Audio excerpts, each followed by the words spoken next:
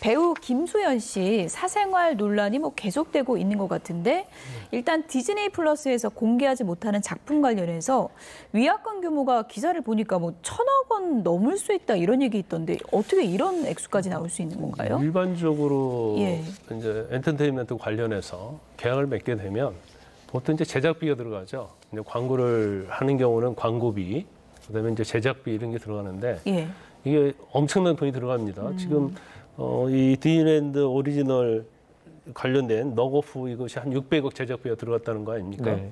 그러면 일반적으로 한 2배에서 3배 정도의 유약금을 물게 돼 있어요.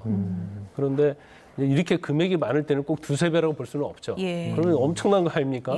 그럼 유약금을 뭐 예를 들어 3배면 600에 3배면 1,800억인데 그러면 오히려 김수현 씨가 뭔가 유약금을 낼 상황이 되면 오히려 제작자가 돈을 버는 그런 잘못된 구조가 되죠. 그렇죠. 그래서 이런 경우는 없다. 그리고 이게 법적으로 간다 하더라도 과다하기 때문에 인정될 가능성은 없다고 봐요. 그렇지만 뭐 어쨌든 유약금은 뭐 물어낼 수밖에 없는 상황이고 2~3배는 안 된다 할지라도 600억 정도 되면 이제 2~3배는 안 되겠죠. 그래도 엄청난 거. 일단 뭐 이번에 김수현 씨와 관계해서 이제 김수현 씨가 엄청나게 이미지에 타격을 입은 건 맞는 것 같아요. 그래서 뭔가 진실 게임을 하고 있고 진흙탕 싸움을 하고 있는데 일단 제일 중요한 것은 김수현 씨가 이제 김세론 씨하고 이제 사귀었다는 거. 그것은 명확하게 사실이고 그다음에 김수현 씨 측에서 이제 아마추어 대응을 좀 한 게 잘못 대응한 게 뭐냐면 처음에는 교제한 사실이 없다고 했다가 1922년부터인가요? 20년도부터인가요? 그때부터 성인이 된다부터 뭐 교제했다 이렇게 얘기했단 말이에요. 네, 2020년부터 그렇죠. 그런데 20년부터 22년까지. 그런데 지금 나오는 내용 전체적으로 보면 지금 미성년자였을 때도 교제한 것이 드러나는 거예요. 그러면 미성년자와 어떤 교제 자체가 교제 자체는 불법은 아니거든요. 그리고 어떤 스킨십이랄지 어떤 성적인 접촉이 있었다 하더라도 그 당시는 이건 법적으로 처벌이 안 돼요. 왜냐하면 2020년 5월부터 16세 미만의 여성하고 청소년하고 뭐 서로 좋아서 성관계를 했다랄지 아니면 스킨십을 해도 그건 다 성범죄가 됐거든요. 근데 일단 김수현 씨는 형사상 처벌에 있어서는 처벌 대상은 되지 않습니다. 그런데 본인이 지금 나오는 내용은 일단 처음에 교제한 적 없다. 성인 돼서 교제했다. 근데 지금 카톡 같은 내용 보면 지금 뭐 16세, 17세 때도 만났다는 내용이 거의 드러나고 있잖아요. 이건 부인할 수 없을 거예요. 그 부분에 대해서는 김수현 씨 측이 공식 입장은 밝히진 않았습니다. 그렇죠. 근데 저 부분은 제가 볼 때는 밝히기 어려울 거고 인정할 수밖에 없는 그런 상황이라고 보거든요. 그래서 일단 본인이 처음부터 쿨하게 그때 사귀었다. 그렇지만 서로 좋아하는 사이였고 아무런 문제가 없었고 언제 이별을 했었다. 그다음에 그 이후에는 서로의 연락 같은 게 없었다. 이렇게 명확하게 밝혔으면 이렇게까지 가지 않았을 가능성이 큰데 아마 뭐 대응 등을 좀 잘못했고 또 소속사도 마찬가지로 이제 그러다 보니까 이제 한 가지가 거짓말하면 마치 다른 것도 거짓말처럼 대중은 느낄 수밖에 없는 거거든요. 근데 그런 면에서 제가 볼 때는 대응을 좀 잘못하고 있다 이렇게 봅니다. 네. 고 김세론 씨 유족이 이제 그 김세론 씨 관련 영상을 지금도 계속 올리고 있는 연예 유튜버를 추가로 또 고발을 했습니다. 고소를 했는데요. 처음에 이제 스토킹 혐의 고소와 함께 잠정 조치를 요구했다고 하는데 그 잠정 조치라는 게 어떤 걸 좀 의미합니까? 그 잠정 조치는요 스토킹 처벌법에 있는 규정인데 스토킹을 계속적으로 하잖아요. 반복적으로 하는데 굉장히 그거 인해서 재발의 위험성이 있는 경우에는 경찰이 잠정 조치 신청을 하고 이제 법원에서 승인을 하면 잠정 조치에 들어가는데 한 4가지 유형이 있죠. 이제 처음에는 그렇게 중하지 않으면 이제 서면 경고하고요. 그다음에 뭐 긴급으로 응급 조치할 수 있고, 그다음 응급 조치하고, 그다음 이제 마지막 단계 제일 강한 게 구금할 수가 있어요. 유치나 구금을 할 수가 있는데 아마 대부분 처음에는 일반적인 스토킹 관련해서는 서면으로 대응을 하죠. 서면으로 그렇게 뭐 아주 급한 상황이 아니면.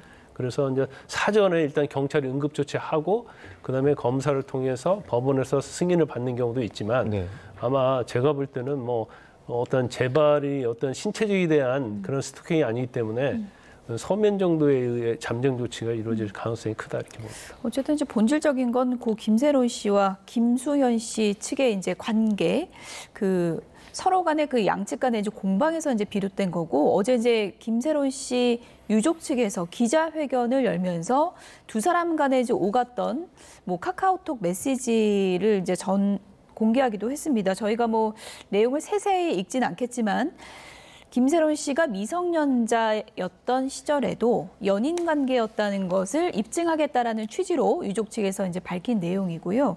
그리고 김새론 씨가 김수현 씨에게 남긴 것으로 추정되는 이제 자필 편지 내용도 이제 공개했습니다. 김수현 씨를 뭐 향한 김새론 씨의 이제 마음을 표현했다고 하는데 저희가 이제 그것도 그래픽으로 좀 준비했는데 보여주시면 좋을 것 같습니다. 그런 내용 이제 김수현 씨에게 직접 이제 전달은 안 된 것 같은 그런 편지인데요.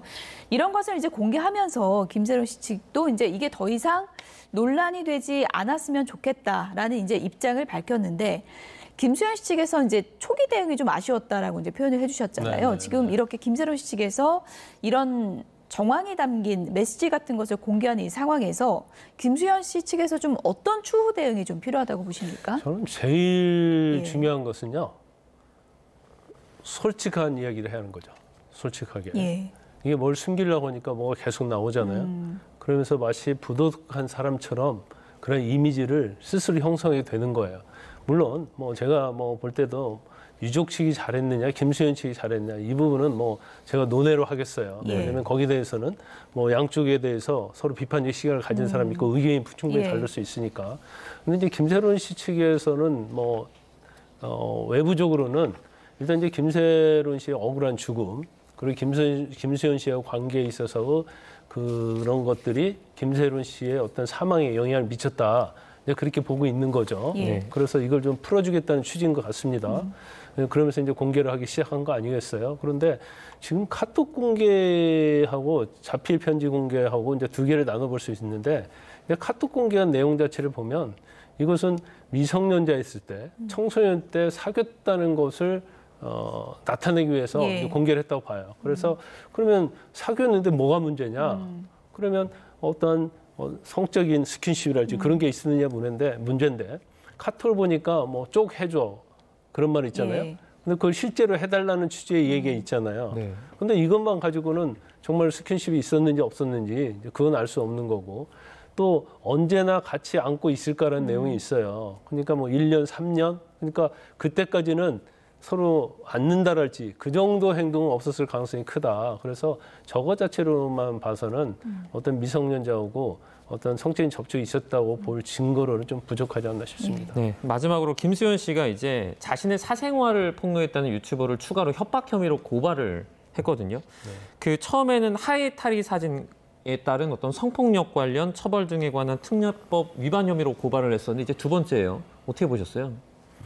일단 이것도 상당히 좀 논란의 여지가 있어요. 왜냐하면 김수현 씨는 공적 인물 아닙니까? 네. 그런 공적 인물의 사생활이 어느 정도까지 보호가 돼야 하느냐 그런 부분이 있겠죠. 처음에 성폭력으로 고발한 것 자체는 뒷모습이니까 이게 성적으로 수치심이다 해서 고발을 했기 때문에 네.